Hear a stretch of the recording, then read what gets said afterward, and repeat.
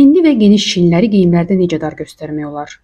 Düzgün yaxa seçin. Qayıq formalı yaxaları və çiyin xəttində üfüqi xətləri unudun.